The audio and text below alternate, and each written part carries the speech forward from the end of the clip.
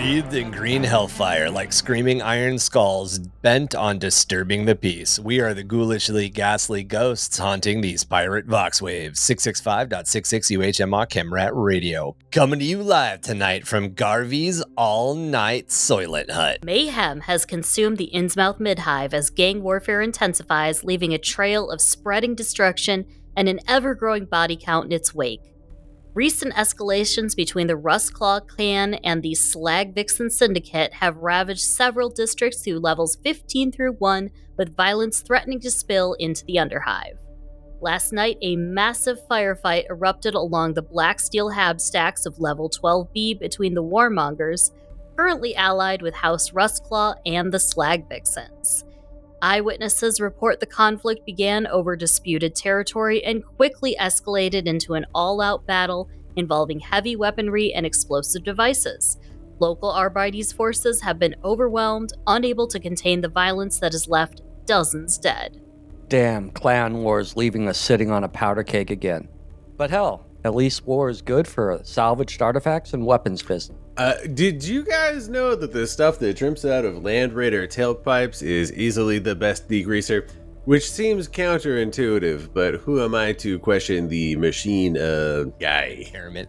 As always, I am the mysterious marvel peeking through the cracks of your impermanent reality, Goblin King, joined by the mistress of the Banshee Whale, the lead screecher behind Ghosts Don't Have Morals, Emmy. Rustclaws and Slag Vixens alike love our new single, BBL Drukari. Ready to wheel and deal, from the recovered relics of an Imperial heroes to the strange molecular destabilizing Xenos weapons in his collection, it's the Archaeo Hunter Chac. Remember, kids, those exotic weapons that you found off the dead Xeno, they're only illegal if the Inquisition catches you. If you get caught. I love it. And our very own Avenger of all things malignant, the Sultan of Suds himself, it's Drew. Guys, do you remember when I virus bombed that Habstack trying to take out the infestation, and it kind of went wrong? The numbers are coming in and it's not looking good. But at least 2/3 of the civilians that we hit were servitors, and technically they're not a whole human, so we're good. And that sucks, because the servitors loved my last album. It's doing horrible things for record sales. But wait a minute. Aren't you getting rid of bedbugs? Yeah. Well, I mean, it was a wide spectrum virus. It was zoonotic. I didn't know. I thought it was something like really powerful. I thought it said on it zoo exotic, and I thought that meant that it was like just extra powerful. But it turns out it was zoonotic and it was cross species. And I don't know. I don't know if I'm gonna financially recover from this. It's gonna ruin the tour. Yeah. The financial recovery. Oh my god. Welcome to episode 117 of Under the Hive of Madness, creative writing, urban myths, and legends. Throughout the history of the podcast, we have introduced the lore of the planet Arconia and its capital. There we go. There's not extra letters in there. And the capital hive of the world, Innsmouth, detailing the harsh realities of the people who call this ice-choked death world home, mostly focusing on the denizens of the sprawling slums known as the Underhives.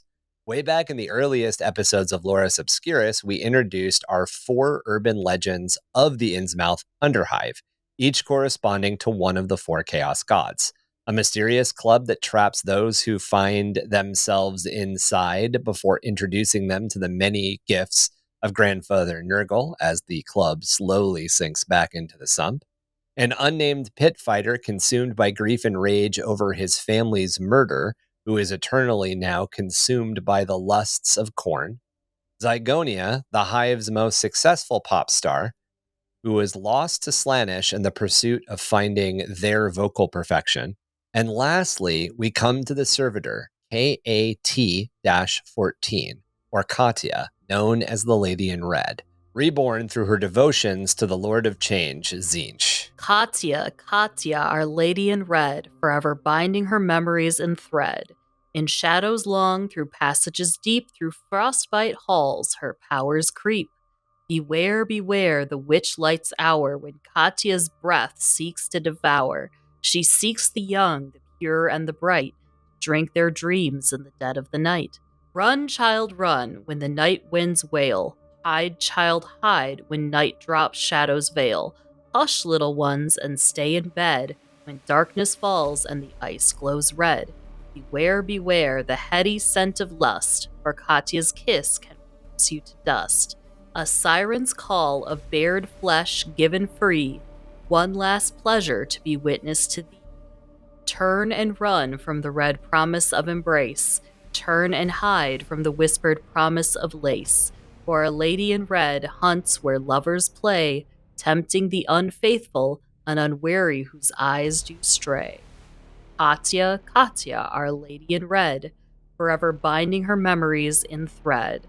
Heed thee these warnings, for they be sound, or among her thrall of dead, forever bound. So cautionary whispers in the Underhive describe Katia, a beautiful enchantress with olive skin and fiery red hair, glimpsed in fine if somewhat revealing red velvet robes, hunting through and drinking the innocence of children's dreams or luring the more lascivious of adults into her hungering embrace. Legends say her innocence was stolen when she was just past the cusp of becoming a maiden, her inquisitive mind shackled and bent towards the Imperium's goals. A flow of blood tears trickled from her eyes as wires and tubes violated her arms, torso, and scalp, leaving her a drained leather-like husk entombed within the endless data coils of the Mid-Hive's archives. For centuries, her mind remained enslaved, capable of processing endless amounts of data like those minds of the mythical Men of Iron. Freed of any bodily needs and desires, however, a mind can and will wander, and so hers did, finding the deepest hollows of the eldest of forbidden knowledge, awakening a vengeful spirit, lost to her lust and desire to recapture any shred of her stolen innocence. That is our introduction to urban legends and essentially how urban legends sit and stay. Right. And so Katia's she's got a little bit of like Bloody Mary kind of vibe going on there. Do we stare in the mirror and say her name X number of times and then she appears behind us and does bad stuff? I mean, it If you play your records backwards. you could kind of play with a bunch of different stuff like that, but essentially, when I wrote the two, I only wrote 2 of the 4 stories. The other 2 stories need to be kind of rewritten and recaptured because they were just sort of naturalistic story, like fireside camp stories were the way that they were brought up. But Katia was a cogitator servitor. She was a servitor wired to a cogitator. She had been a very, very brilliant young woman who had essentially been seen for her powers, the blood red eyes, the bleeding tears being it's a vampire motif. So I played around with that idea, but at the same time, you bleed from your eyes when you're lobotomized. So she was lobotomized. True, she yeah. was turned into a servitor at a very young age, and then she was essentially just forced to process data. And as far as the full story goes, which you can go back, I think it's episode 3 of Loris Obscuris. You can go back and listen to the whole thing. But she essentially finds an inquisitorial archive. The servitor is just processing data, and it gets essentially shunted into a subroutine through a computer glitch, and it starts processing this inquisitorial archive. And in this inquisitorial archive, there is a document that was captured from a Tzeentch worshipping thing. And that awakened enough in the servitor sub-process that Katia's brain started to heal, essentially. And then she woke up and she ate an Arbite who was patrolling the area. She sucked his blood, basically. She Ooh. drained him. She becomes a vampire. And now she's the woman in red who essentially haunts the Underhive. So she's kind of this, allude to the fact that like children, she'll eat children's dreams because she's trying to recapture that innocence that she lost, that life that she never had. And at the same time, she eats she drinks the blood of men and women that she can tempt away, that she can essentially like allure away, and that's how she sustains her body. But she's kind of a little bit less of a Bloody Mary figure and maybe more of like a Candyman-ish figure, because she's the type of figure that you can appeal to when you need things. You Okay. know, like your husband is wronged you, you go and talk to the lady, or you leave a message for Our Lady in Red, or something like that.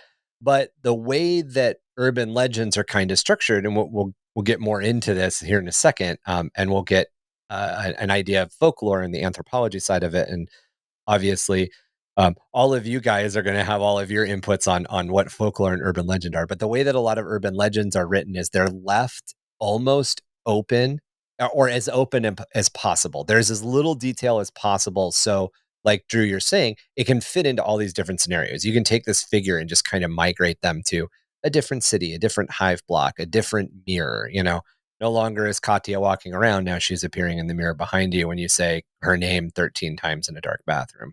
Hmm. What I think is really interesting, and it has to be said here, is that like, you know, we all know about, like, for example, the Bloody Mary thing, and there's probably a bunch of other urban legends that we all align on, that we all heard probably when we were kids.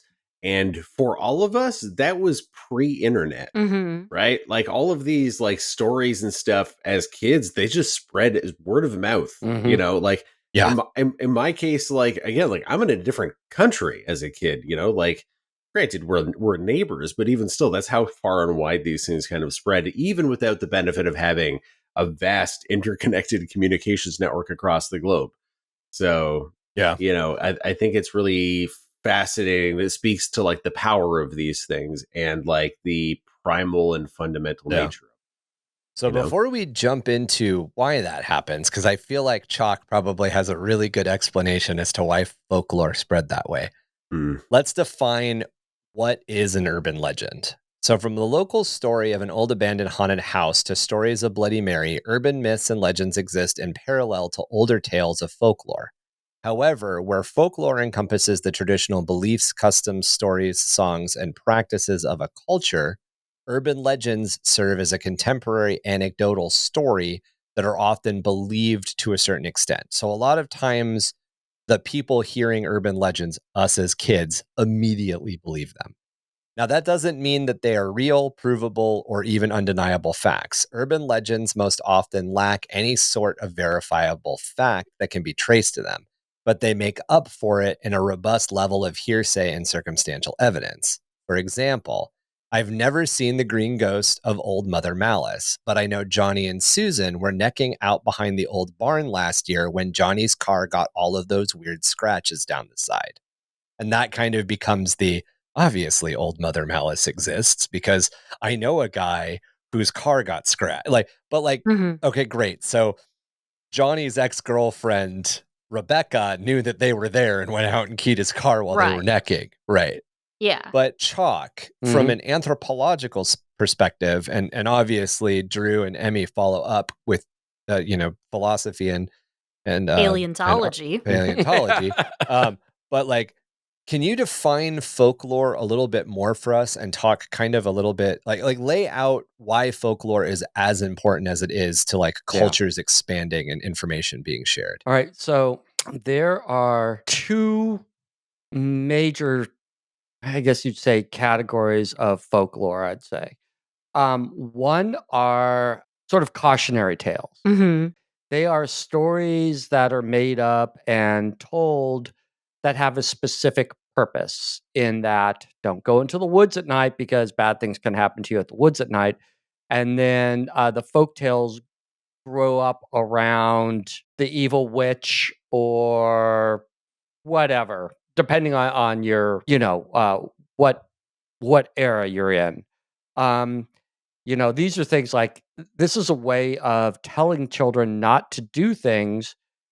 Like if you just say, don't go into the woods at night, kids are going to go into the woods at night. If you say, don't go into the woods at night because the evil witch is going to get you and eat you, kids won't go into the woods at night. And then the second, so that is sort of knowingly, where the adults know that there's not a witch in the woods, right? But they're telling the stories anyway to keep the kids from going into the woods. Because there's like wears.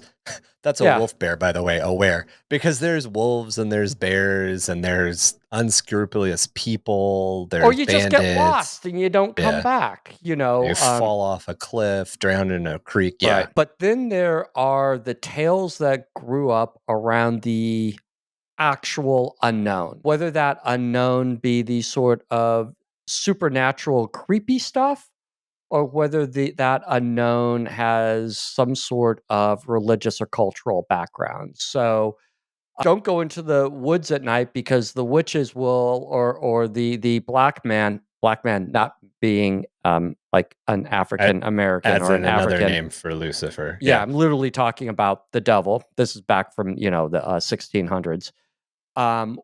Will get you.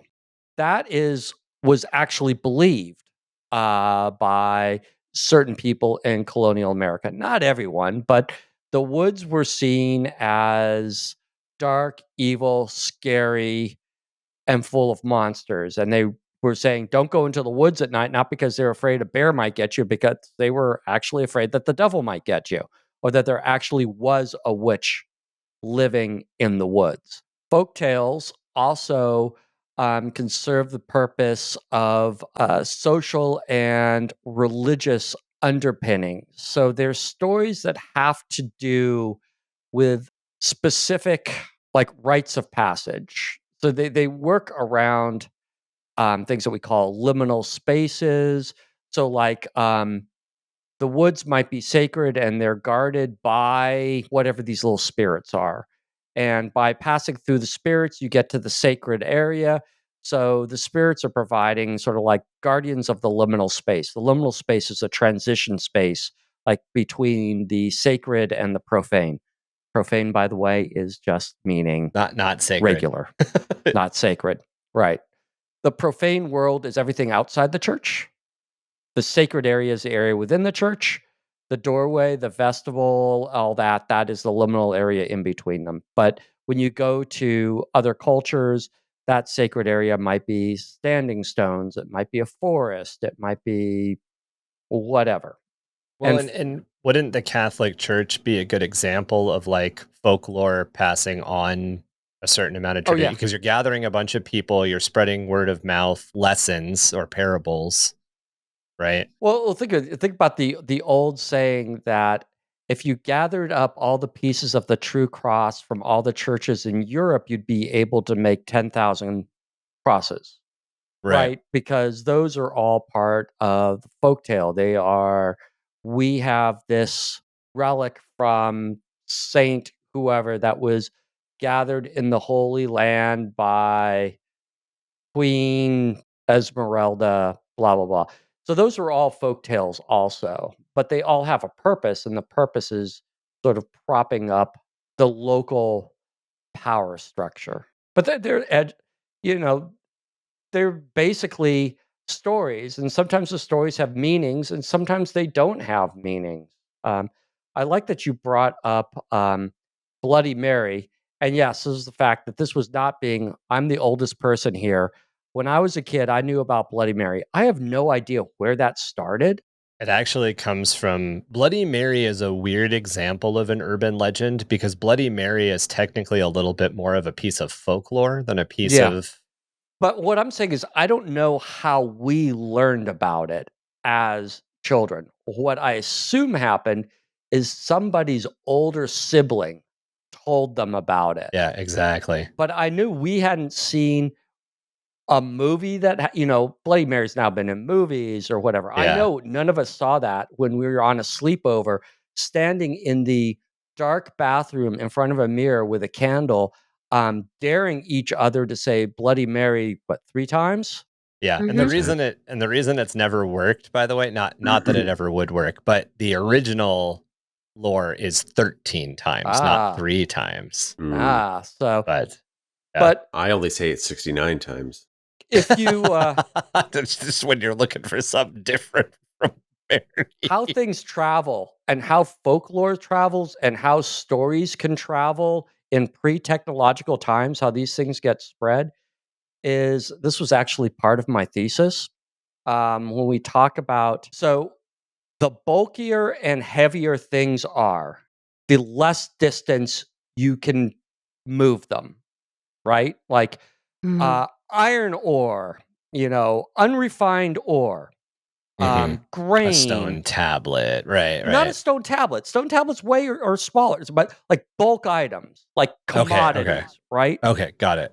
In pre-technological times, you can't transfer them very far. Once you have things like ships, and I'm talking about like, galleys or sailboats. You could transport those commodities much further. That's why you had like what's happening with the Roman Empire and all. But they could still only go a certain distance. And then you have smaller finished items. Like you can take you can trade, and an iron sword can travel a lot further than the bulk unrefined ore that you need to make a sword, right? Got it. And then you have luxury items like precious stones, precious metals, artwork. They're small, but they're high value. But what has the most impact that is the lightest and easiest to carry with you? Information. Stories, technology, science, those sorts of things. That's how they travel, because that's what we talk about, things traveling by word of mouth, because it's very easy for you to transfer that idea, that meme is actually a particle of information. Yeah. To transfer that from person to person. That's also why, and I think urban legends are a great example of this. If you ever want to read a really weird but really great book, pick up Neil Stephenson's Snow Crash. Okay. Yep. And Snow Crash talks about memes as viruses. Yeah. And well, we introduced one 2 episodes ago in Loris Obscurus, the mimetic lingo form. That was Latin speak for meme. Yes. And in the SCP Foundation and all, they talk about mimetic viruses. But Snow Crash really talks about this idea of ideas or language or particles or memes as a virus and how they transmit from place to place. So this is a long way of me saying that stories can move really fast and really easily, and they can spread really far. And oftentimes it's hard to pin down where they originated unless they've got a very strong cultural undertoning that you can sort of tease out that like stays with it all the way through. There's a motion picture you need to see called Pontypool, which is a horror film, and essentially the conceit of it is like there's a word or phrase that is like infecting people and turning them into zombies, essentially. And the idea is that this phrase sort of like repeats in people's minds and like drives them insane, and they become like zombies. Is that very notion, that idea that like like the virality of an idea as expressed through like vocal communication. And that is the heart, and that's the heart of a lot of SCP files. They have mimetic hazards, and of course, our own Loris Obscurus is built on sort of the same framework as the SCP Foundation. And scrap code, which exists in 40K, is essentially the same concept. But to kind of pass it to you, Drew, oral tradition predates written tradition, predates the internet, obviously, which is, I guess, just like an evolution of written tradition. But oral tradition is like that thing that we're very passionate about here on Under the Hive of Madness. The reason that we have creative writing episodes, the reason that we talk about this stuff, is because for all of us, a lot of this game, or a lot of these style of games, has to do more with collaborative storytelling than like beating the other dude with your dice. So, a lot of the concepts, oral tradition, I come to the campfire with a snippet about a ghost, and then you add to it, and then and it kind of builds. And I think that's kind of how it translates. But from what I've always been interested in, and what I kind of want to get your take on from a philosophy side, is I've always kind of had this like hypothesis in my mind. I actually wrote it out a little bit more like a thesis when I was in college, even though I never actually did a thesis. But the idea that one of the actual hallmark, because a lot of times they talk to people and they go, "Oh, what's the hallmark of civilization?" And of course, the classic one is, well, when medical aid can be given from one person to another. Obviously, people are staying, people are taking care of people, whatever. One of the things that I've always kind of seen is like that actual kernel of civilization and of like the modern world is gaming and storytelling. And any time that we gathered around a fire pit and we told stories, or any time we gathered around a fire pit and played a simple game, there is that exchange of like cultural ideas. And I guess kind of like from a with your background in philosophy, like I don't know, respond to that. I guess there was a question there. I lost it. No, it's a good Yeah. prompt. I will Okay. say this. Yeah. There are a couple of ideas that I want to explore here. Number one is that first of all, play. I recently discovered this. It is basically intrinsic to life, right? All things, all biological things, all biological systems play to some degree. They play, not a play. I got not Not a a play, play. as in play games, right? the action of play. Yeah. Yeah, as like I think we've sort of like at this point kind of like narrowed down play as the first sort of like building block of culture. Right. As you say, like it oftentimes predates or pre-exists, a state where there is like other artifacts of culture. There's like art and writing and stuff like that. We have found that like they've done stuff like removed again the prefrontal cortex of a rat's brain, and it still plays. Like one of the fundamental things is it still plays like Interesting. the other rats. Like Okay. yeah, we know that like insects play. Bees, for example, like bees will play with balls, right? Like games are a universal thing. But to sort of now we know that there's sort of some things that are sort of like intrinsic to like just human biology that we can't take away. So we're always going to play games. That the other one is language. That language is just a fundamental. Language is a direct expression. Granted, a fundamentally flawed one, a direct expression of cognition, right? Like human thought and language are directly tied to one another. And so these are two just sort of like again basic building blocks, and then you sort of take it, now you get the Jungian psychology in there, and you combine those things with the common sort of like touchstones of just of being alive, and then these things as a consequence appear as though they have been transmitted across like vast distances, but when in reality they just exist independently of one another inside these cultures. So like the fear of the unknown, or the fear of the stranger, or the fear of the outsider is a common one, and we can see that time and time again through history as the folklore evolves from like strange visitors that are like ghosts or supernatural things like vampires, and then as they evolve into things like the Greys and things like that, right? Like Right. there's like the flood myths and fear of drowning. Like those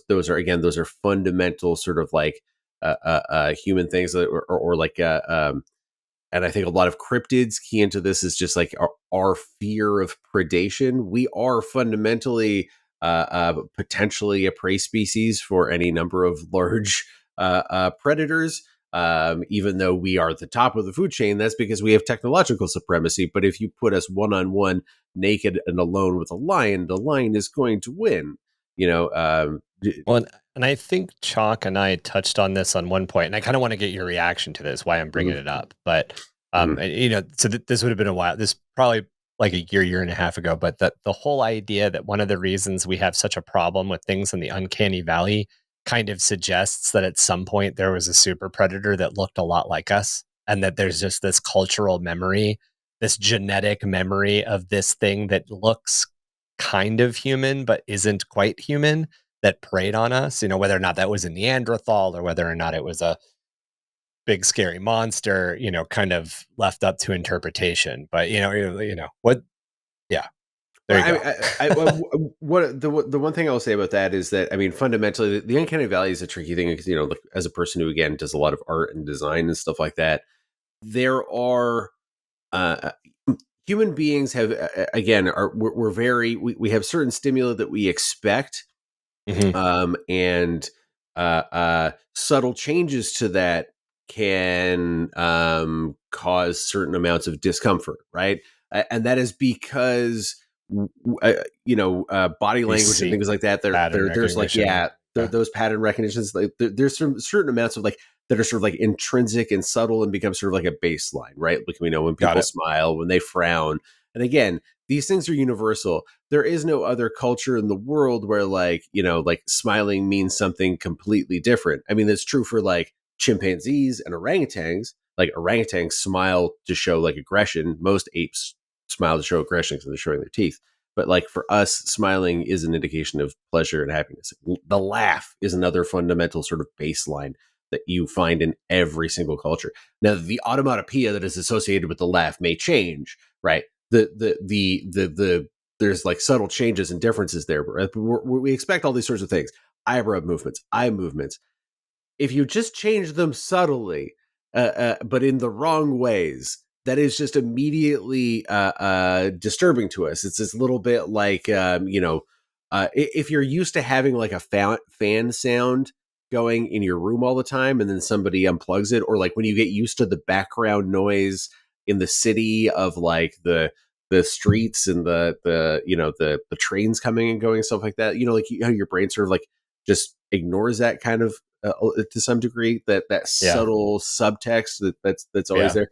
It's the same sort of thing, right? Like you make the eyes just a little too far apart and your brain just immediately just like something's wrong, but I can't put a pin on it, so there's that part as well that factors into it.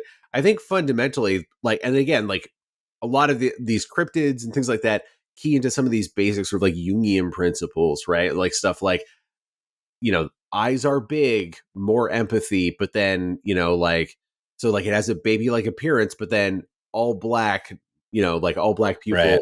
No white to their eye, no definition to the eye. That's unsettling, right? Like it's those combination and juxtapositions of things, sucks goat is a dog. I don't know. Yeah. I gotcha. Yeah. So yeah, but you get the idea that I think you could easily dissect a lot of these things and see the cultural touch tones and where they and what their influences directly are. I don't think right. I think in a lot of these things how they're affected by culture and history is pretty obvious. So to toss it to you, Emmy, okay. That TikTok that I shared with you of the fucking 8-foot long centipede, which I knew was computer generated because I read the caption before I sent it to you, but like my immediate response was like, absolutely the fuck not. Like, why did this ever exist? Why are you showing me that this existed ever in life? And it's not walking like a centipede. It's like, anyway. Right. But yeah, I mean, like, I realizing that we all have different backgrounds, obviously. Realizing that your background is literally unlike big lizards. Yes, but I guess sort of as like the science one, as the blue Star Trek uniform wearer of the group, I suppose. One thing that I will say about kind of like science and folklore and where that intersection is, it's not so much these boogeyman myths, it's not so much that type of thing, but there is that myth type, and I know Chac touched on it a little bit, is this desire to explain the unexplainable. And when we go back to civilizations like ancient Japan and the Mongol Empire and places like that, before we really understood what caused natural phenomenon, we created myths and legends to help us explain what was happening. One of my favorite examples is the griffin myth. So griffins are a mythological creature that have sort of like the beak of a bird and wings and the body of a lion. And the griffin myth started in what is now Mongolia sometime, the last millennium, 1000 something. Because people in Mongolia saw dinosaur bones, and specifically the dinosaur Protoceratops. If you look at him, he's like this little frilled lizard type of dinosaur, um, with that's like a quadrupedal dinosaur with, kind of like those bird feet, but has the beak of a bird, but also has a tail. So this dinosaur is what people thought, okay, it must be a griffin. Or another really good example is in Japan, right? They experience a lot of earthquakes, and they've been experiencing earthquakes forever because Japan is right on the Pacific plate boundary. And so earthquakes all the time. They didn't really understand where the earthquakes came from. So the Japanese people, I'm just looking up the name of it, have the Namazu. And the Namazu is the giant catfish that lives in the earth. And sometimes he thrashes around because he doesn't want to be inside the earth. He wants to get out. So the catfish struggling to break free of his central earth prison is what's causing all of the earthquakes and other things too. Like even in Christian mythology, we have many cultures, right? It's common to many cultures that there's a flood myth. Um, and the resurrection myth as well, the like Jesus died for 3 days or whatever their Christ figure is in their religion, dies for 3 days, comes back. That one, that stumps me. I'm not entirely sure why the resurrection myth is super common, but the flood myth, what happened globally around 20,000 years ago when many religions started to happen, when we started to bury our dead. Oh, the ice age and the big melt, if you will. And that is definitely something that inspired many cultures and many traditions, flood myths. So, just to sum it up, we use mythology in many ways to explain the unexplainable. And before we had nice things like scientific theory, we Yeah. had the giant catfish that lives in the middle of the earth. So, we've had a bit of a glow up since. And to touch on the ideas of urban legends, modern stories reflect our fears on things like crimes, supernatural events, or maybe the overshadowing of technology. Or like when you're trying to look up a good picture of folklore for the Patreons, by the way, Oh, you the join us on fucking Taylor Patreon Swift album. for $3, $6, or $9. You can see the images we bring up. But I looked up the word folklore, and all I got were pictures of Taylor Swift. So I then looked up folklore and told Google to specifically not give me pictures of Taylor Swift. And I got a bunch of pictures of Taylor Swift's folklore. So apparently Taylor Swift has taken over the meaning of folklore. No, Taylor Swift has taken over much more than that. Everything.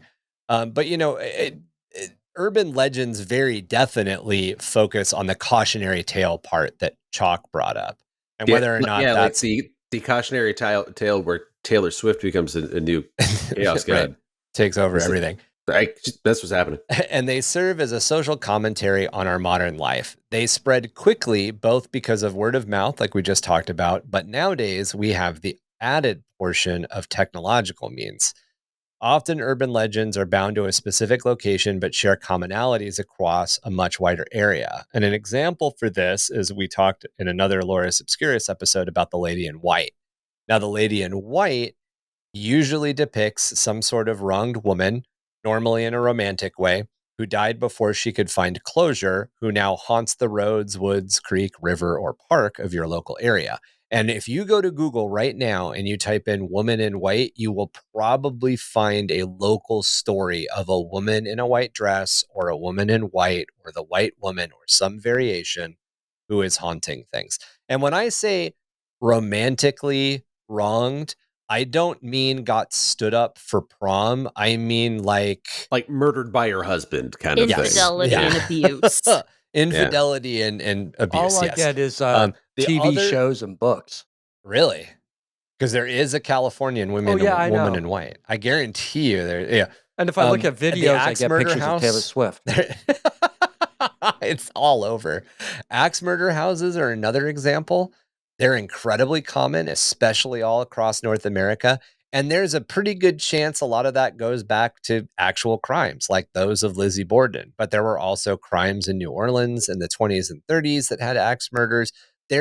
Axe murders are a thing. There's a lot of them. they're usually that as to where like a serial killer would kill people slowly and a modern spree killer would take like an automatic weapon. The old school spree killing was usually an axe. Like if somebody killed like 7 people in a span of a short period of time, it was an axe. And because of that, again, linking back to true crime, we have a lot of urban legends about the axe murderer.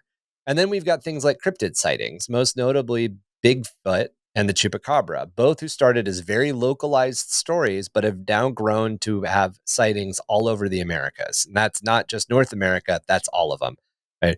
Chac has talked about Bigfoot sightings in Central America. We've covered several Bigfoot sightings in North America. The Chupacabra literally started on Puerto Rico. Like it was a Puerto Rican cryptid, but it is now all over the place. Sightings in Texas, sightings in California, sightings in Montana.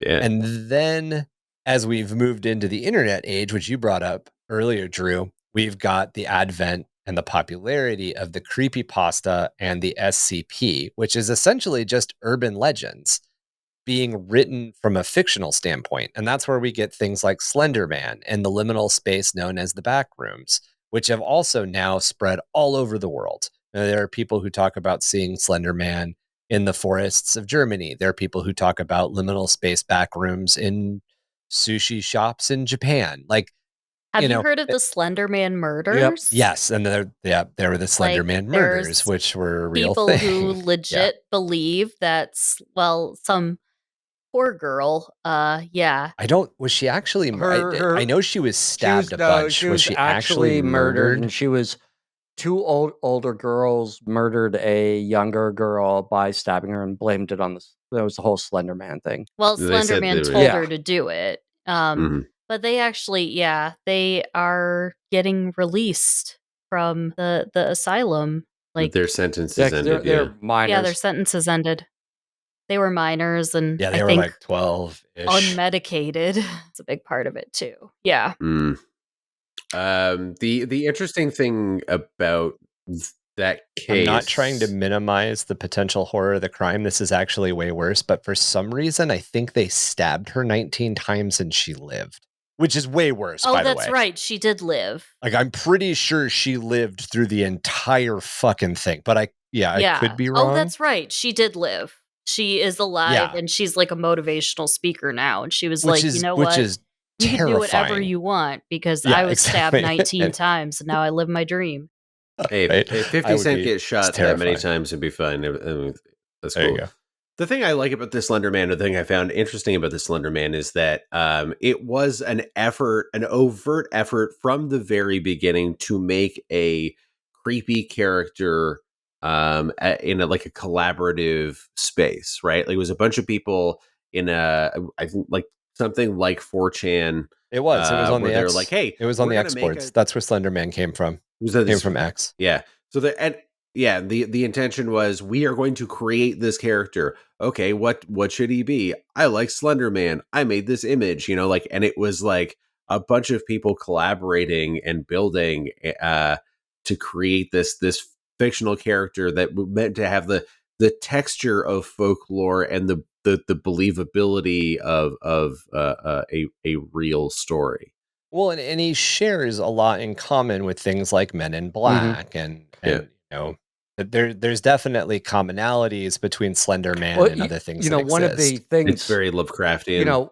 There is a lot of creepypasta out there, and there is a lot of really bad stories, creepypasta stories that are written. A lot But of there- creepypastas. There bad. are some good ones, and Slender Man was one of the good ones, and it has since, continue. It's evolved. The But the mythology story is that built. Yeah. started it, that somebody wrote, was good. And if it wasn't a good story, you wouldn't. It wouldn't have stuck. And that's part of what you need for the whole urban myths or urban legends. Is it needs to be a good, engaging story. It's about Yeah. world building, which we always come back to. And that's what a good creepypasta is. That's what, like, you've all heard, I don't know what what it's called in various places, but the one-armed man with the hook that kills the kids on Lover's Lane. Cropsy. And that's not the name that I knew it by. I knew it by something stupid, Bloody Hook or Red Hook or something like that. Yeah. Hookman. Wildly popularized in the I Know What You Did Last Summer franchise, but it was an urban legend before it was made into a movie. I've never seen the movie, but I knew about that when I was a kid. Yeah. Adventures in Babysitting, one of the first places it appears on screen. Yeah. It's just one of these stories that we hear time and time again. But the interesting thing about this one is, unlike the Lizzie Borden stories, you know how many men with hook hands have gone on murder sprees? Not a lot, because it turns out that being like disabled, it makes things tricky, and you can't just run around hook-handed people. Yeah, like that's like, it's hard to or it's tricky to open doors in a world that's designed for people with two hands. Right. Let alone having a hook hand. But it is like, it is, again, it's that again, that fear of the other. In this case, it's like, this guy has he's missing a limb, and I imagine that probably ties back to people that have amputations are most likely people who were probably disadvantaged in one way or another. They were most likely people. It probably goes back to, if I'm guessing, the Industrial Revolution, where a lot of people lost limbs as a result of like early mechanization of industrial most processes. Of the hooked hand stories, the hooked hand person is some sort of fisherman. He was a fisherman, or he is a fisherman. He lost his hand in a fishing accident. And it kind of goes back to that, like, Captain Hook. Like, when we think of modern day hooks and prosthetics, usually, or the vast majority, come from Vietnam veterans, and that, like, in our current cultural miasma. I realize that there are a lot of people who are disabled, born without an arm, and all of that, or had something that happened. But as far as like the cultural image that pops into most of our minds comes out of like the post-Vietnam era, and I think that kind of muddied the water in that story. That mixture of grizzled war vet with what it was like, oh, this dude only lost his hand, and a hook has replaced his hand. And now he's like an undead revenant, essentially wandering around killing people that disrespect fish or something. I'm not really sure, but yeah. The interesting about about this particular story is like this like individual story like pops up at a certain point in human history, and we can kind of correlate that with the amount of people that could successfully survive an amputation. Right. You have to be like an extra hard person in the late 1800s, early 1900s to survive that. Or otherwise that you get a higher density of that later on because our medical technology is advanced. I mean, otherwise, like, it was a toss up. We like to see like images from like movies where like, we're sawing off an arm or a leg, but that is a horrifically traumatic injury. You could just die from the shock of that happening, right? Like, it wasn't until we developed things like, like morphine or opium to actually make those things like survive, the actual act survivable, and then all the other complicated things that go with it. So yeah, I mean, they were called barber surgeons for a reason.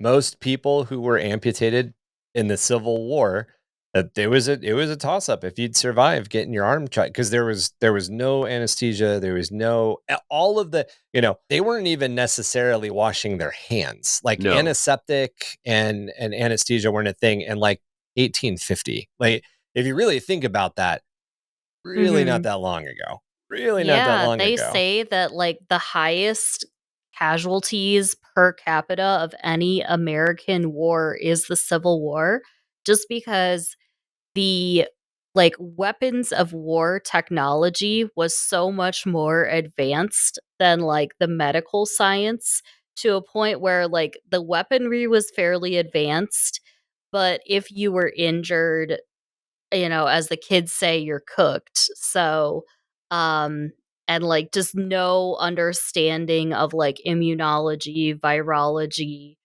anything like that at that time. Louis Pasteur was born in 1823.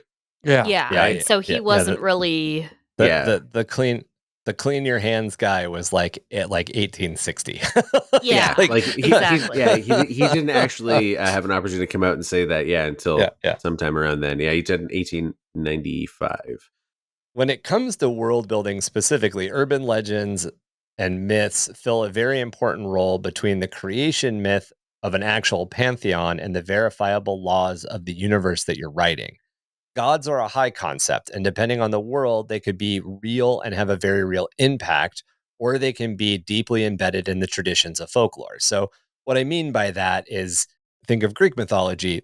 Ares literally walked across the fucking battlefield and killed people. Or it could just be that they're heavily embedded in the folklore of your culture. Maybe the gods never necessarily existed, they never interacted with people in the creation myth or in the world. But in a tabletop role-playing setting, you can play with that stuff. You can, in a fantasy setting, you can play with the idea that gods are like coming to dinner, essentially. Mhm. And a lot of times these pass on messages that are similar to those that we find in our own traditions, such as the 10 Commandments or the 7 Deadly Sins. And I realize that it may feel like I just picked two Bible things.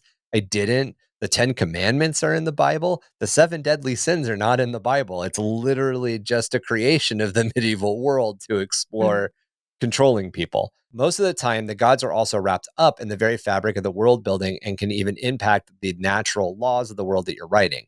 In a traditional TTRPG like Pathfinder or Dungeons and Dragons, the gods grant divine casters their abilities, firmly embedding the god as a fact that determines the magical laws or systems that govern those worlds. Without the god to grant the divine powers don't exist, and part of your magic system fails and doesn't exist.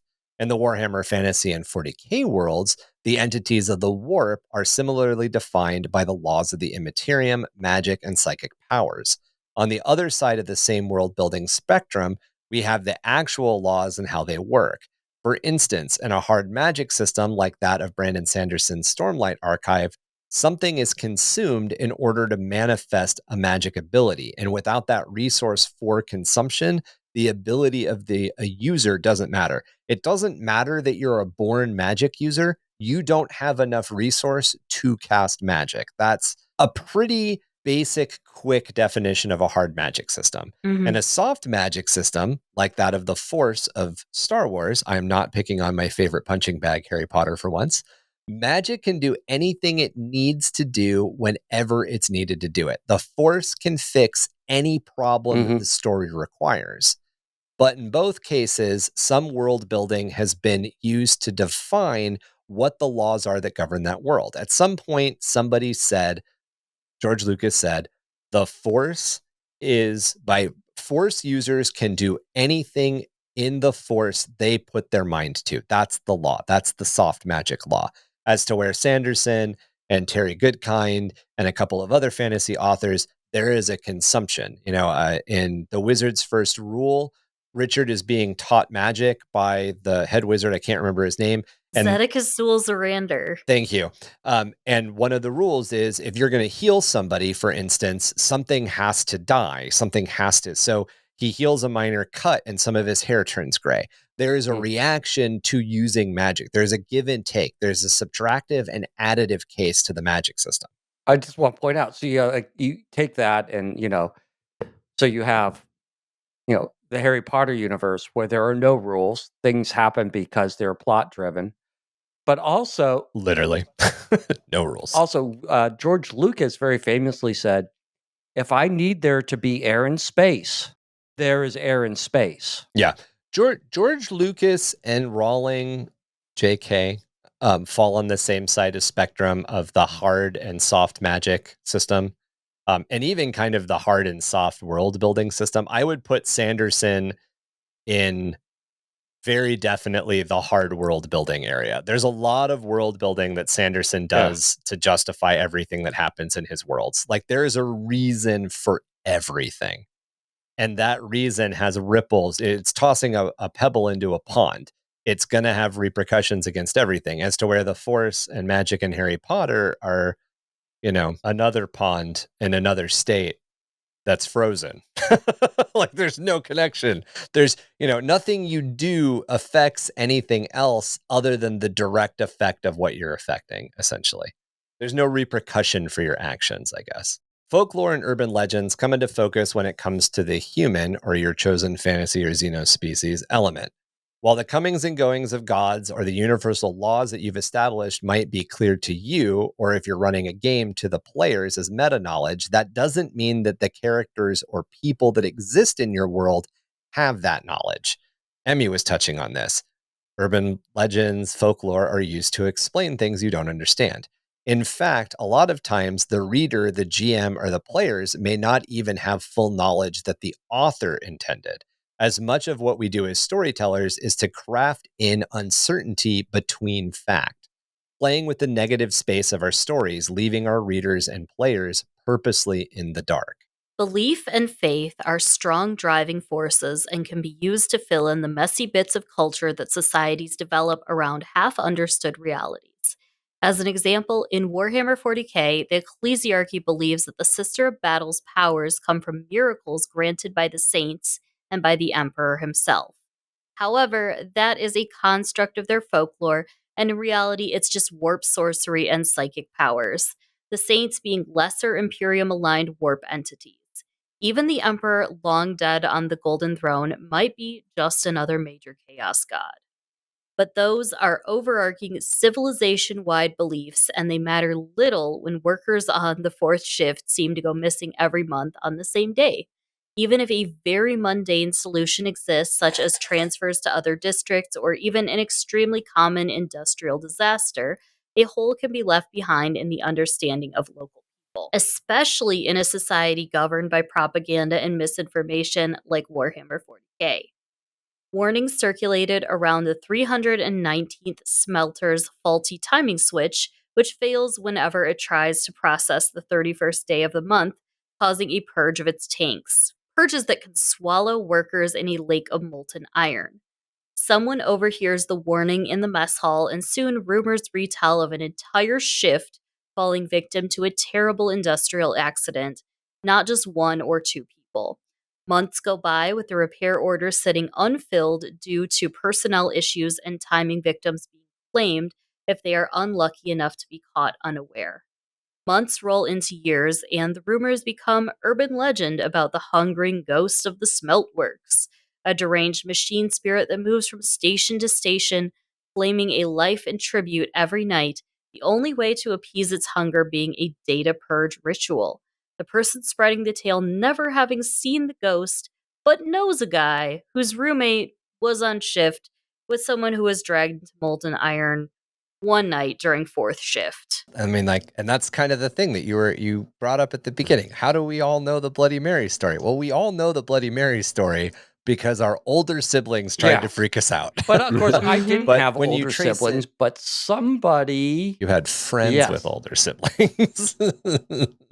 So the reasons that we come up with urban legends can be placed into three extremely broad categories. We tried not to overwhelm you guys with 70,000 categories.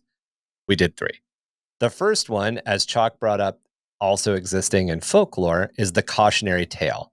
Basically, something did happen, and at its core, the legend does serve to either teach or warn us of an outcome. As an example, the tales of organ theft. Somebody gets drugged at a seedy bar and wakes up in a bathtub of ice, missing a kidney. The reality is that people do prey on unsuspecting people at bars, and we have loads of actual evidence of victims having their drinks drugged with rufalin, or roofies, only to be assaulted in some way later. That's a thing that actually exists. That is the real kernel in that story.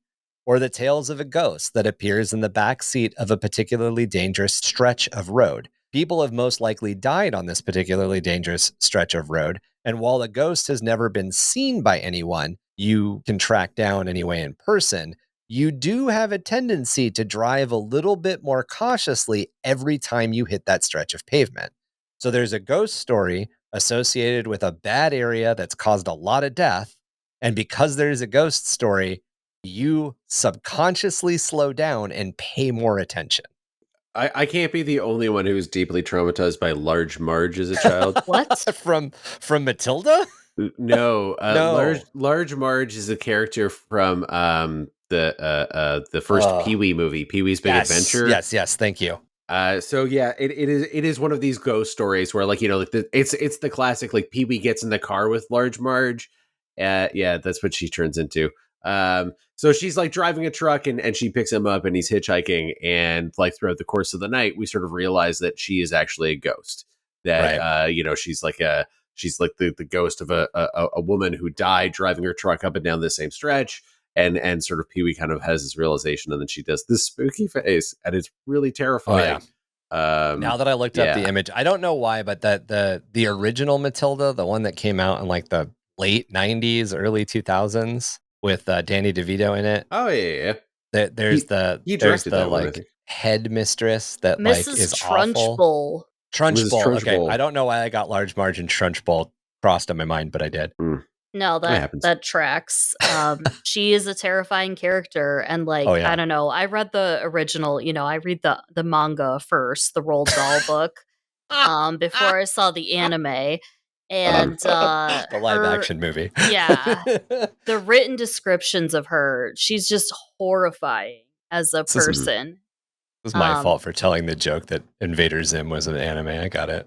I did this. No, I mean, I've always been you know, Roald Dahl. Book before the movie. Oh yeah, I'm always a book before the movie girly. Yeah. Roald Dahl is a very good example of urban legends too. You know, urban legends taken an urban legend, a small story being turned into a big story. Witches. The witches, the boy staying, the mouse at the end. Yeah. A lot of that stuff. So the next basic broad category that we came up with was unexplained sightings. These are the cryptids, the UFOs, and the high strangeness events. Something is being seen and being seen by a lot of people, but everybody has a slightly different story and set of details. The legend then merges all of these separate accounts into one figure, often still carrying with it some form of the cautionary tale. For instance, Bigfoot fits in here, as often the areas where they are seen can be dangerous to the unprepared and unwary. Not because it's the missing link that can rip you apart, but, you know, like bears or the elements or getting lost in the woods, never to return. Or a very tall hermit. Yeah, or that's question that's been going around or went around TikTok not that long ago, or social media not that long ago. Would you rather be in a forest with a man or a bear? Like, there are things that happen to people alone in the woods. The most notable one, as Chac pointed out earlier when he was talking about folklore, is you can just get lost and never find your way out. So the sightings of a cryptid or a UFO or something weird in a wooded area, especially one that doesn't have access to good search and rescue, or maybe the terrain is too bad for search and rescue to get there easily, or something else exists to kind of keep people away. Another example of this would be the missing 411. A lot of places where the missing 411 is an actual phenomenon are just really, really dangerous places that you probably shouldn't be alone. You know, so here is something that goes towards that is, so I go to my my wife, father is from England. Her grandmother still lives there at 90 something, 95, something like that. But every time we go there, she talks about there was this English tourist that went to one of your parks and died. He never came out. And I try to say, yeah, that happens to a lot of people, because, you know, our state parks are bigger than some European countries. And she doesn't understand. And so the thing is, a lot of the like missing 411 is there are some genuine weird stories that come out of the missing 411, whether they are real or not. But a lot of that is wilderness is dangerous.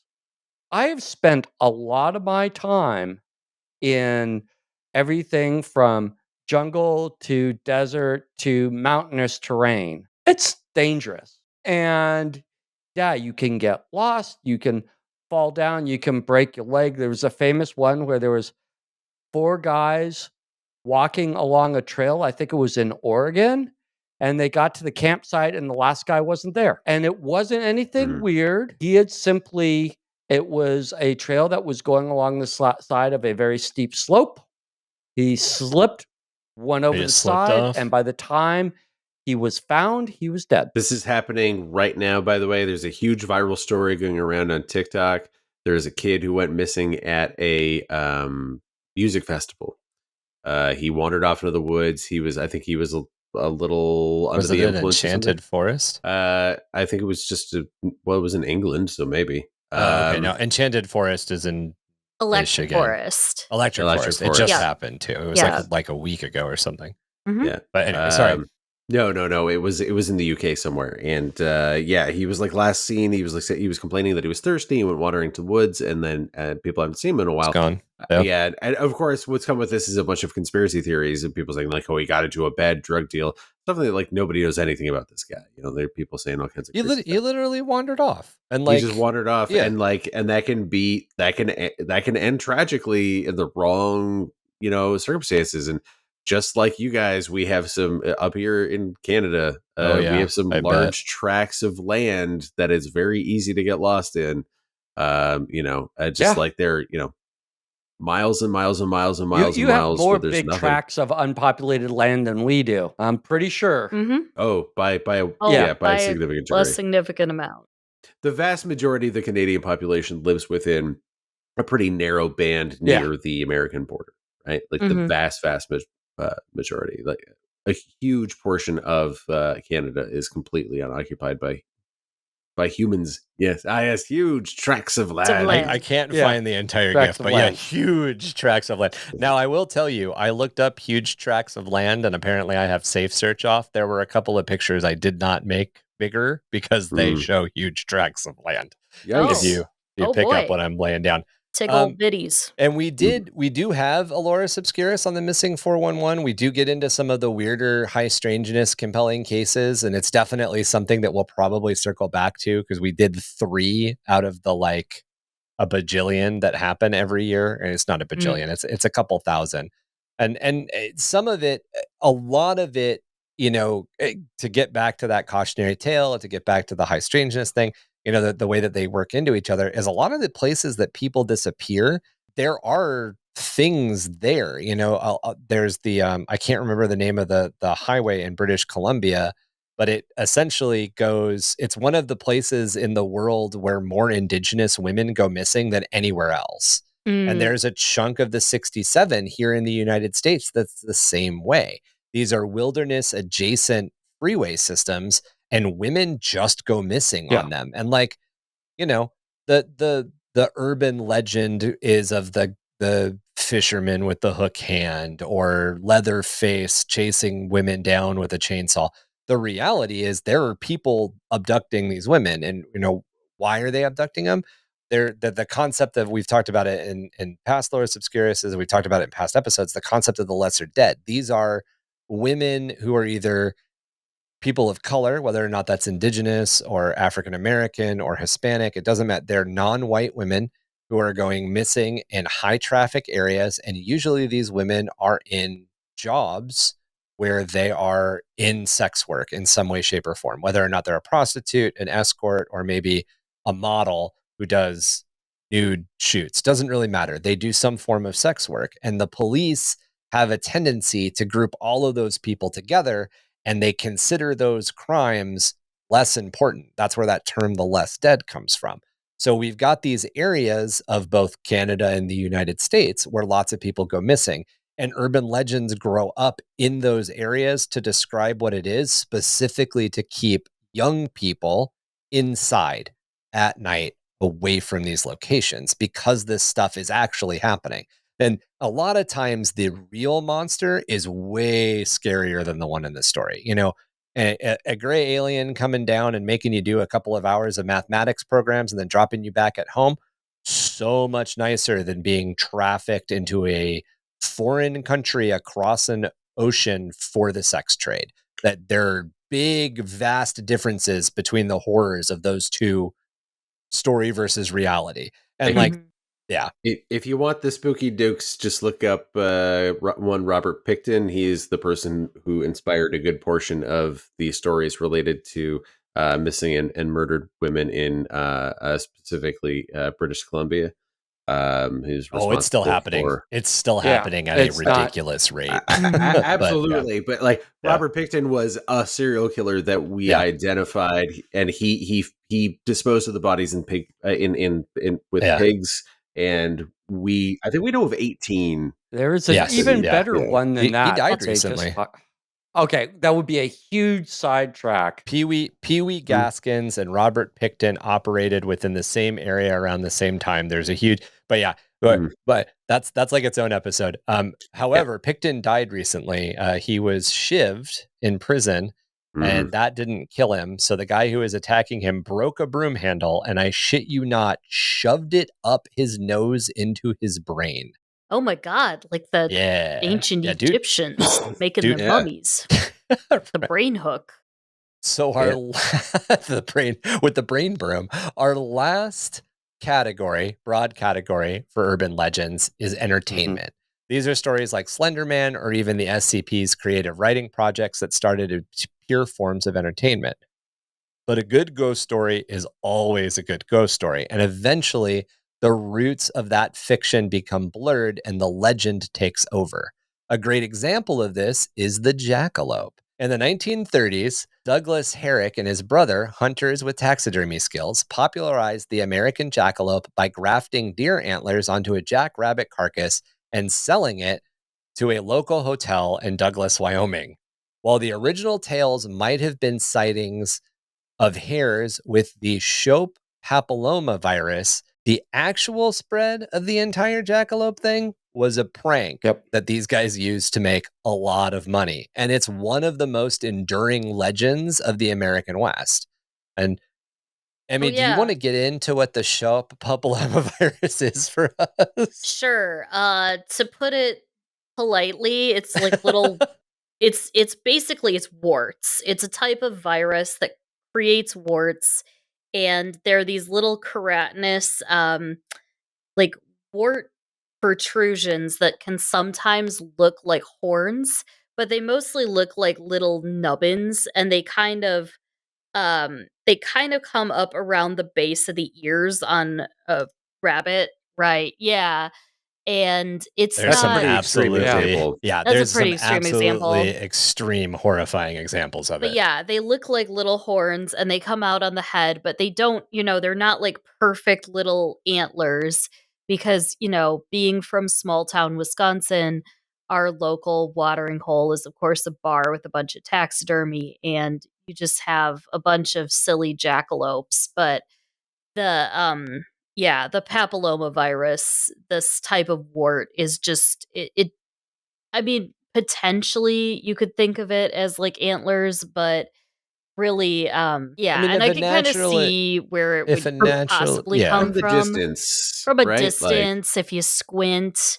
It's like when you look at your tabletop models and you're like, okay, the people who are going to be seeing these rabbits are going to be seeing them across the field for a fraction of a second, Right, exactly. Well, and like some of the early like naturalistic sketches by what was his name? Henry Shope, Richard E. Shope. There we go. I mean, like he's just I could see, if you see that sketch in a book, you're like, okay, that's some crazy jackrabbit monster. Not only that, but I don't think a lot of people who live in urban environments, listeners, I don't think you guys understand how fucking big hares are.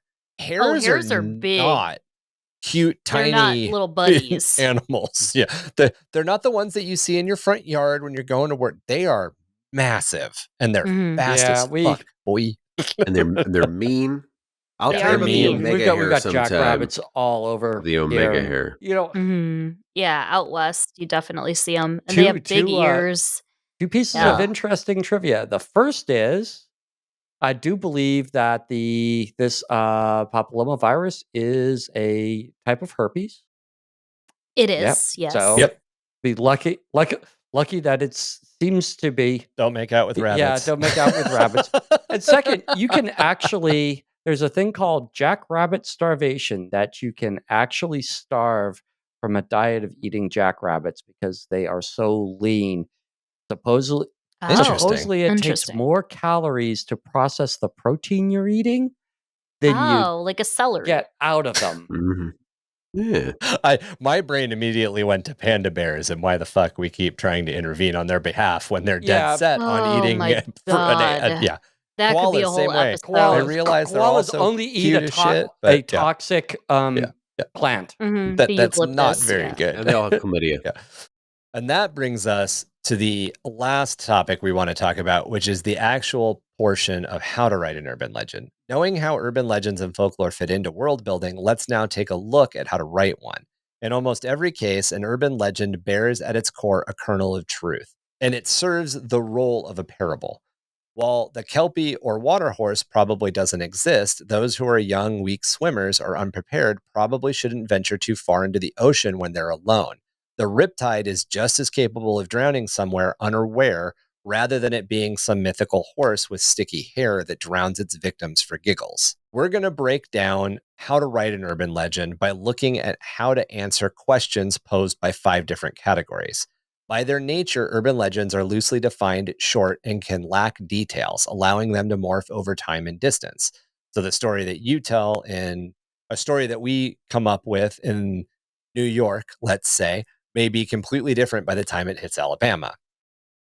And as it moved from New York to Alabama, it's going to fulfill another need. So while you can link all of your answers that you generate when you write these categories down, as we've talked about in the past, there isn't really a huge need to do that. So when we've talked in the past, we've had 5 categories, and then we've talked about what you're trying to define, a historical event, how that historical event links into everything. And a really good way to do it is to kind of write everything down on a piece of paper, mind map it, look at everything as you're writing it down. And then as you're answering these 5 different questions or placing everything into these 5 different categories, you'll generate other questions or other things that need to be answered. With the urban legend, that's not as important. Feel free to do it. Feel free to link your urban legend as much as you want. And as you're working on that core concept, as you're developing that, maybe it's a new monster that fits into the bestiary of the world that you're developing. Maybe it actually exists. However, there still could be an urban legend warning people of it. Again, there's that kernel of truth. So you can develop as much or as little as you want, but kind of go into this realizing that in this particular case, our tips aren't meant to be expounded upon several different times. You're not layering this like you would layer with a history or like not a civilization, like an empire. When you're building an empire and world building, you want to layer a bunch of different details in to make it feel lived and real. An urban legend doesn't have to fit that. As we brought up right at the top, I'm going to go back to it. The Bloody Mary story. We all know the Bloody Mary story. If you go into a dark bathroom and you say Bloody Mary's name 3 times into the mirror, she'll appear behind you. That's it. That's the story. What does she do? Does she murder you? Yeah, in some cases. Does she grant you wishes? Yeah, in some cases. Does she drag you into the mirror world? Yeah, in some cases. The core of the story, though, is that if you go into the bathroom and you say her name 3 times, something happens. That's it. That's as simple as that urban legend goes. The important thing to mention about that is just that it's foundational, right? That it keys into those foundational, those fears and things that we've identified, right? Right. And that is the common thing that we come back to every single time is those like basic fear of the unknown, fear of the outsider, fear of the dark, fear of the predator, fear of death, fear of getting lost, so on. Yeah. So our first category is the lesson. This is the core of what the story is trying to communicate. Is it a warning to stay out of a specific area at a certain time of day? Or it is simple as a warning to the listener to be more observant of their surroundings? or maybe never travel alone at night. With that in mind, do you guys want to give me a lesson? Do you have a lesson that the urban legend we're going to develop right now is focused on? Always leave a note. Always leave a note. Okay. Oh, that's a bad Arrested Development joke. I'm sorry. There's always money in the banana stand. Yeah. And then he brings, no, there's money in the banana stand. You idiot. Yeah, because he had lined the money with the banana stand with money. I don't know. yeah, I like to think about concerned children's advertisement. Canada in the 1980s. The house hippo? Yeah, the house hippo or the don't put it in your mouth one. It's like if you see So what's the strange lesson? House It's- hippos or don't put it in your mouth? don't put it in your Don't put mouth. it If you in see Don't- strange food, don't eat it. Yeah. Don't eat it. Okay, I like It- that. Okay, well, so the lesson is don't eat it. It's supposed to be a cautionary tale about like not eating like household cleaner and stuff like that, right? It was or like targeted your towards parents' children. medicine. Yeah. Yeah. Well, Yeah. we'll see what happens to it as we 40K it here. Okay. So the next would be the place of origin. Where is this story taking place? Deep in the woods? Probably not. The tangled rust warrens of a derelict manufactorum, an old abandoned medical facility. This is probably the loosest category. And in some cases, you might want your tale fighting more than one or fitting into more than one location or place of origin. So what would the origin for this one be? I kind of like an abandoned. I realize same. it's abandoned medical facility. Don't eat it. Abandoned medical facility. You'll notice about all of these things that like they do have a commonality, right? Or the best ones Yeah. tend to be liminal spaces. Yes. Mm-hmm. Right? Definitely. Like things that represent transitions, like abandoned places, A dark places- room with a mirror. Yep. Yeah. The part of the mall that nobody goes into. Mhm. And that's kind of where that back rooms thing comes from. And if you it especially increasingly, I just hit on this. I'm really sorry. I was not intending to talk about this originally, but we're going to tangent on it for a second. The number of liminal space backroom stories that are happening right now is probably a direct correlation to the number of malls you that are seen- half abandoned, because there are a lot of malls that are partially open and it's really easy to get into the abandoned portions. Have you seen the videos of like it's the mall and about where they're like the frozen people and then it tells you like don't move and over the Yes. loudspeaker? I know Yes. it's all a prank, but it's creepy as hell. But it's freaky. It's so freaky. Have you seen the guy on TikTok who he talked about it with a couple he talked about it with some filmmakers at one point, but he literally uses very, very basic photo editing and AI technology, very basic, like super basic stuff that's existed for years. And he goes to places and he films as if he is the last person on Earth. Mm. His content is creepy because he's done like cruise ship, like places that you don't think of ever being abandoned. He's Yes. done a video there. I've seen some of his early work. I am now recalling. Yeah, It's pretty compelling. It's good stuff. And he's completely honest. He's like, yeah, I'm making this. It's just a lark. Yeah, it's like an art project essentially. Yeah, it's almost like it's like the opposite of Koaniskatsi, if you're familiar with that, or like yeah. it's Fucking fascinating. Philip Glass. Yeah. Yeah, like removing the people from the thing using modern technology. Right. So the next category is communication of themes. Is the story focused on crime? Is it focused on the supernatural? Is it some aspect of technology that's running unchecked? In some cases, the theme might not even be negative. In others, it may be a mix of many themes. In our particular case, what's the theme? I know you brought up don't eat your parents' medication. That would definitely be a theme. Like that's the point of the story. Don't put it in your mouth. But Yes. But what is the actual theme? So we've got don't eat it, an abandoned medical facility. Clearly, they're little pills that if you see, eat them, and then they become little metallic insect things that take over your body. They pop out of you like Alien. Mm. So this you're mixing the themes of technology running amok with the theme of don't put shit you don't know where it came from in your mouth. That's correct. Yep. I think love if it. anything, those two things in this particular case are intrinsically tied, right? The notion that like we have to have like poison control and stuff these days because of all the weird technology and stuff that's out there. And now one of the scary things that we're hearing about are these tiny lithium ion batteries that are very powerful, and if someone swallows one, it can be very, very, very dangerous for an individual. I hear stories about little kids swallowing these tiny little powerful batteries and having like serious health episodes as a result. Or the magnets. Oh, the magnets. Mm-hmm. Yeah, eating magnets. Oh, so have you? There's this like the children's toy that was popularized for a little while, like they're little magnetized ball bearings, that you can make different shapes and stuff with. Yeah. And then kids had a few kids have unfortunately consumed some of them, and as a result, I believe some kids have died as a consequence of the Yeah, like magnets tangle up your guts and stuff. Yeah, mess up your gutty works. I mean, Yeah.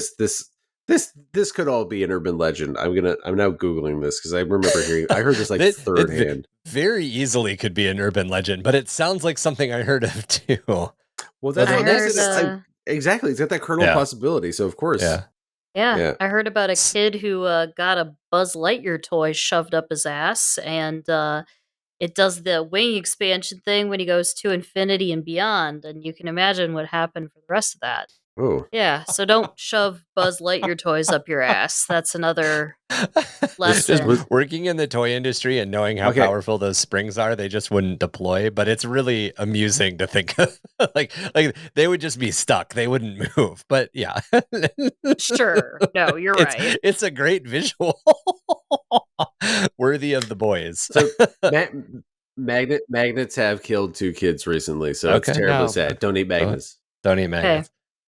So the cultural significance is our next category. So what is a cultural issue or anxiety the legend is focused on?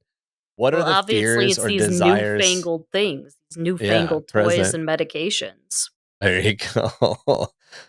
Because these legends act as social commentary or insights into societal concerns. So our societal commentary here is well, there's also it wouldn't the be concept of new. It wouldn't be new technology if it's being found in an abandoned hospital, right? So it's got to be. It could be though. Like how many? It was like they were doing experiments and the experiments went wrong. Experimental technology. Okay, so there we go. Experimental technology. That's the one.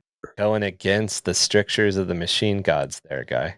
But also there is an element of the fear of like the like bodily invasion, right? Like they essentially, people are afraid of things going inside of them that shouldn't be there. That includes in the concept of like ingesting something and that something affecting you, right? Mm-hmm. Right. It also means, there are other ways to get into the body, but we won't talk about that. So our last category is transmission. How is the story spread? Word of mouth, through technological means like the Vox waves or other mass media means? Keep in mind, they always spread pretty fast, even in a fantasy setting. Drew, you brought this up at the beginning. Mm-hmm. A few guys in purple robes outside a town in Warhammer Fantasy can become a cult of Slaanesh ready to attack Nuln after only a few nights' circulation in the local pub. Also, as the story spreads, it will change, grow, or even become something completely different. Always refer to any of your notes and other ideas that you came up with when you're looking for these variations. So as you're filling in these other categories, you're going to come up with ideas, very, very common in creative writing. You're going to throw as many ideas as you can down on a piece of paper. You're going to kind of try to get everything out. And some stuff isn't going to fit. If you're developing an urban legend around a Bigfoot-ish creature, maybe at one point you put down 7-foot wings. Mm-hmm. And 7-foot wings don't fit your final idea. Well, that's great. When it moves to the next planet or the next town in your fantasy world, however you're working on it, maybe they believe that Bigfoot doesn't have arms. He has 7-foot wings instead of upper arms. He's got 6-inch fangs. Yeah. Each. He's a Bigfoot wyvern, a Bigfoot wren. Play around with the idea and then Why did it change? Why did that variation arise? A really common one here in the US would be there's a lot of Mothman-like creatures that Yeah. aren't Mothman. So the Mothman adjacent phenomena. yeah, There are a lot of Bigfoot-like creatures that aren't Bigfoot. the skunk ape as an example. How is our Yeti. particular story spread, and what are some of the common variations you guys can think of? So is this something that people are talking about on the Pirate Vox waves? Is this something that is being posted on the Cogitator net of the Underhive? I feel like this is a thing that the this has got to be like a school children thing. Okay. I don't So know. the Did children go to Skola- school in the Underhive? I mean, For the Skolas rich. exist.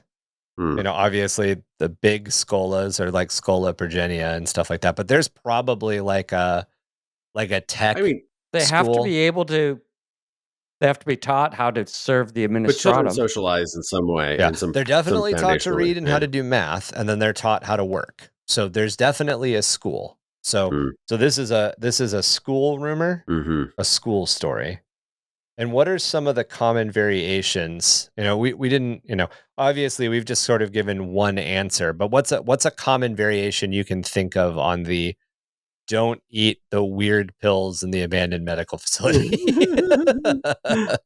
I like, I heard actually it's if you mix your grandmother's medication with, like we've all heard that story too, right? I feel like that's another grade was like, oh no, it's a combination of these two commonly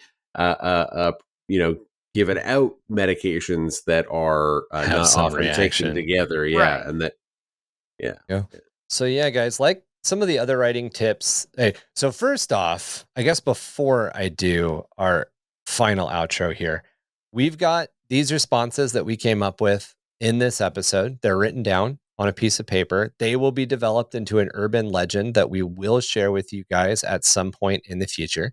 If you're interested in seeing a little bit more about how we do stuff like this, we do a lot of creative writing stuff. We are ramping up and doing more again on our Discord and through our Patreon. So those are two ways that you can get a hold of us and get some more information. But like all of our other creative writing episodes, we kind of try to give you guys an outline. And like I mentioned up at the top before we went through everything, take these 5 categories that we talked about, write them down onto a piece of paper and kind of try to mind map or, even lay it out like a graph. You can lay out the 5 questions down the table, and then you can put whatever your subject is at the top, or you can put 5 lessons down, at the top, and then you can go down and come up with 5 different ones. That's a lot like how we talked about doing the history and everything like that. And you're just trying to generate a bunch of questions or a bunch of little links, things that you can draw lines between. You can go, I really like these 2 concepts. I want to link them together. And that's really where all this stuff starts. The other thing that you can do is you can look at the holes that are left in your mind mapping, and you can generate other questions to those subjects and then answer them, or don't, because they're urban legends. And an urban legend can be just about as much of what you've written down as that which you haven't written down. And that will wrap it up for our creative writing episode on urban myths and legends. If you would like to get into contact with us about this episode or maybe the show itself, you can do that through email at underthehiveofmadness@gmail.com. You can also find us on Discord and join the conversation about existing lore, world building, gaming, and much more. You can also find the show on Facebook, Instagram, and TikTok. Check out our website at underthehiveofmadness.com. Check out our link tree to find all sorts of links to keep up with everybody in the cast's hobby progress and internet meanderings. Links and spelling are in the show notes. Help the podcast grow by liking and reviewing us wherever you get your podcast fix. Our home is Spotify, but you find us on Audible, Apple Podcast, CastBox, iHeartRadio, Radio Public, and more. Support us through Patreon at www.patreon.com/underthehiveofmadness. Join an awesome crew, including Rupert, Pat K, and Ickbard for access to extra content and a chance to snag some cool merch in our monthly giveaway. Are you hungry in the dead of night? Craving a meal that'll keep you going? Garvey's knows that the Underhive never sleeps, and neither do they. Open 24/7, serving the finest, most delicious Soylent dishes this side of the Eye of Terror. Whether you're a ganger on the run or a wary scavenger or just need a hearty meal, Garvey's has got you covered. Try our signature Soylent stew and spicy Soylent sliders, sure to satisfy any appetite. Or sink your teeth into the famous all-nighter special, an overflowing platter of Soylent goodness guaranteed to give you the energy to face whatever the Underhive throws your way. Garvey's All-Night Soylent Hunt, your refuge in the dark, one bite at a time. Wait, are you eating the food or is the food eating you? That's a great question. In Soviet Russia, food eat you. We are the discordant harmony of those many bleeding stars, the last bulwark of rebellion across the pirate Vox wave, 665.66 UHMR Chemrat Radio, reminding all of you Chemrats, Hive Mice, and Sump Ghoulies to keep those dials fixed. Right here, same ratty frequency for a dose of the same ratty-ass attitude. Beware the four-armed emperors, lurking within icy twilight. Dread is their red gaze. Razored is their grip full of spite. Never roam unarmed through their kingdoms of primordial ice. For those they catch unaware, it ends with a quick stick slice. With that, go out and read like 5 or 6 books so you can calm down and go to bed. Take your supplements. Take your Soylent supplements. Yeah, but don't get them from the abandoned medical facility. Yes. Take, only purchase melatonin from a licensed and regulated distributor. And remember, don't loot the corpses. yes. All right, guys, have a good Good night. night, everybody.